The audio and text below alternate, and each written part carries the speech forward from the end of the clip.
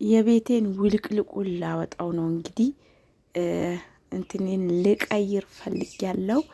አሰላሙ አለይኩም ወራህመቱላሂ ወበረካቱ። ውድና የተከበራችሁ ውድ ቤተሰቦቼ ሁላችሁም እያላችሁበት አላህ ይጠብቃችሁ ይጠብቀን። ለቤቴ አዲስ ሆናችሁ ሰብስክራይብ አድርጉ፣ ቪዲዮ ላይክ ማድረግ እስከ መጨረሻው ተከታተሉ።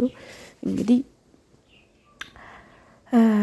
ቤቴን ለረመዳን ሰው ባቅሙ ሰው ባለው ነገር መደሰት ግዴታ ነው።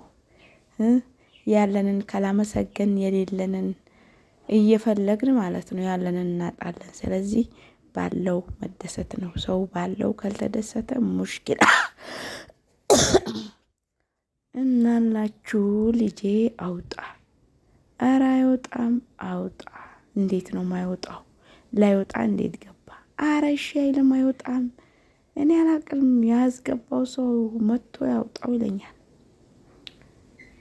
እና መጨረሻ ላይ ምን ይለኛል? ሳውዲ እኮ በጀልባ በእግር ይኬዳል አሉ አይለኝም መሰላችሁ? ውርርር ማን ነው ያለ? ሰውዬ አርፈ ተቀመጥ። እንደዛ መንገድ የለም በሳውዲ። ማን ነው የሚሄደው? የሄዱትም ጨርሰው ሞተዋል አለው። አስፈራራዋለሁ እኔ ከዚህ ከምታገለው ልብ ወደ ሳውዲ ተነሳ መሰለኝ። ያው አይወጣም ብሎ ገፈተረው ትራሱ ግፍትር አረገው። እንግዲህ እኔ እህታችሁ ይህንን ድልብ ትራስ ገዝቼ ተፈተንኩኝ፣ ተቸገርኩኝ። ወላሂ ለማውጣት ቢስሚላ መከራችሁ ነው የምትለብሱት፣ የምታገኙት ምንድነው የምትበሉት። ሲያስገቡትም በዛው ልክ ግን ካለበሳችሁት በኋላ ስትደረድሩት ዋው ማሻአላ ነው። ትራሱ ደስ ይላል እና ስታስገቡም ስታስወጡም መከራ ከገባ በኋላ ነው ደስ የሚለው። እንግዲህ እነዚህ አይነት ትራስ ጥሩ ነበረ። ጨርቆቹን እያበላሽብኝ ይገኛል። ምንም ማድረግ አልችልም። እና እነዚህ ቤቢዎች ብጥስጥሳቸው ወጥቶ ህፃኖች ያው በለቅሶ ምናምን ልጆቹ ብጥስጥስ አርገውት እንግዲህ ከዛሬ 5 ወር በፊት የዛሬን ያርገውና ቤቴ ለቅሶ ነበረ። ከዛ ህፃኖቹ ይሄንን ቤቢ ትርትር አረጉት ማለት ነው። እና ከዛ እኔ እህታችሁ ምን ያረኩኝ መሰላችሁ? ልብሱን ሳልቀው ጭራሽ ብትንትንትን ምንም የሚጨበጥም ነገር የለውም። ከዛ አጉበር ያለ አሮጌ አጉበር ነበረ። እሱን ቀድጄ በመርፊ ማለት ነው ይሄንን የመሰለ ቤቢ ገዛው ትላላችሁ። ራሳችሁን ገዛው ብላችሁ አሳምኑ። በነገራችን እኔ ይኸው አመት ነው ከተጠቀምኩበት። ቢያንስ 3-4 አመት አያገለግልም እንዴ ቤቢ? እንዴ ለአመት መግዛት ኧረ ይከብዳል። የምን መግዛት ነው ብዬ ክርና መርፌ ይዤ ጎበር ይዤ ምላጭ ይዤ ቤቢ ሰራው 6 ማለት ነው። ከዛ አላችሁ የው ባጎበር ስፍትፍት አርጌ በቃ አዲሱን ልብሱን ሳስገባለት ታዩታላችሁ። ያበደ ነው የሚሆነው። ኑሮ በዘዴ ነው ሀባይቢ። ይሄንን ብጥለው ይሄኔ ስንት ብር ያስወጣኝ ነበር ይሄንን ለመግዛት ማለት ነው። እና ሙሽኪላ እንደዚህ ነው። ችግር ያስተምራላል የሀገሬ ሰው። እና እንደዚህ 6ቶቹ ሰፍቼ አንድ ቀን እሁድ ዕለት ማለት ነው እንጀራ ጋግሬ ምን ብዬ ከዛ ጨርሼ ቁጭ ብዬ ይሄን ስሰፋ እስከ 10 ድረስ ደረስኩኝ። ከ10 በኋላ ገበያዬን ሄድኩ።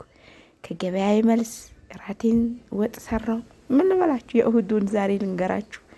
እና እሁድ ዕለት ነበረ ይሄንን የሰፋሁት። እንዴት እንደመጣልኝ ራሱ ለራሴ ገረመኝ። እናቴ ራሱ ገረማት። ልጆቹ በዚህ ቀዳዳ ነበረ እየቦጨቁ የሚያወጡት። አሁን ኬት አባታቸው ያገኙታል? ቢቦጭቁት እንትኑ አይሰጣቸውም አጎበሩ ማለት ነው። በነገራችን ላይ አይሆንም የሆነ እንሶላ ነገር ባሰፋለት ካጎበሩ የበለጠ ጥሩ ነበር። እንሶላው ግን አሁን ከሰፋው በኋላ ነው ትዝ ያለኝ። አሁንም ቆይ አሰፋለታለሁ ጨርቅ ማለት ነው። እንደዚህ ልትቀይሩም ስታወጡት በቃ ደስ እንዲል ጥሩ ከለር ያለው ጨርቅ ወይም ፎጣ እንትን ብዬ አሰፋላቸውና አለብሳቸዋለሁ። ከዛ በኋላ የማጥለቂያውን ጨርቅ ሳለብሳቸው ዋው ይሆናል ማለት ነው። እናላችሁ ረመዳን መጥቷል ውድ እህቶቼ። እንግዲህ ለረመዳን እንደምታውቁት አረብ ሀገር በ8ኛ ወር ነው የሚጀምረው ስራ። እኔ በነበርኩበት ቤት በ8ኛ ወር ፍሬዘር ወጥቶ ይታጠባል፣ እቃው ምናምን ይስተካከላል፣ ምን ይላል። ከዛ በኋላ ኩባ፣ ሳምቡሳ፣ ሚልህያ እንደገና አዛን ሻይ ምንድነው አሁንም ሀለውያት ስፕንግሮል ምናምን እየጠቀለል እናስገባ ነበር ማለት ነው። የዛሬ ነው ያርገውና አሁንም ጀምረዋል። ለማማ ደውዬላት ነበረ። ከዛ ጀምረናል አለች። እየጠቀለሉ ፎቶን ስታልካልኝ ነበረ። ጀምረናል አለችኝ እላችኋለሁ። እንግዲህ እኛም ይኸው ሰው ባለው በቤቱ ይኸው እኛም ጀምረናል የረመዳን ጽዳት ማለት ነው። እና አላችሁ አላህ በሰላም አድርሶ የምንጾም አላህ ያርገን። በስደትም ያላችሁ እህቶቼ አላህ እንግዲህ ስደትን በቃ ብሏችሁ ሀገራችሁን ገብታችሁ ሳይከፋችሁ እጃችሁ እርጥብ ሆኖ የምትኖሩበትን ጊዜ ቅርብ ያርግላችሁ። ስደትን ተሰደን መልሰን አገር ገብተን መልሶ ከመሰደድም እንደኔ አይነቱ አላህ ይጠብቀው። ችግር መጥፎ ነው።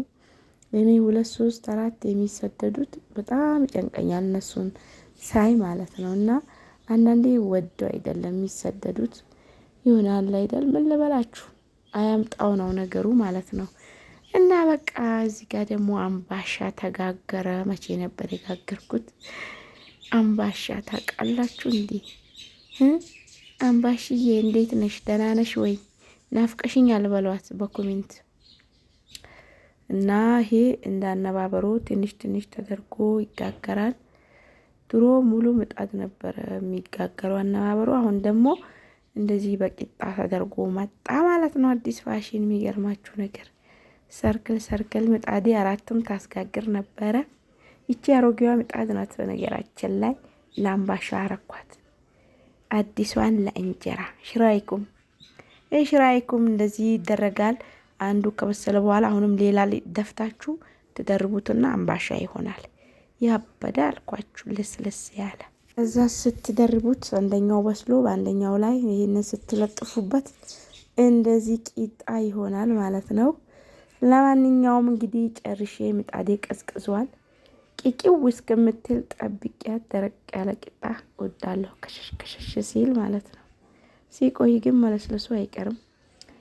እና በቃ ይሄንን ይመስላል ውድ ቤተሰቦች። ቤቴ ፏፈሽ አድርጌ ደግሞ ቀርጬ ፖስት ታረግላችኋለሁ።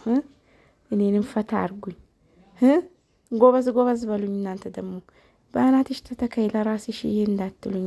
ነገርኳችሁ፣ አለበለዚያ አልቀርጽላችሁም ዋሽ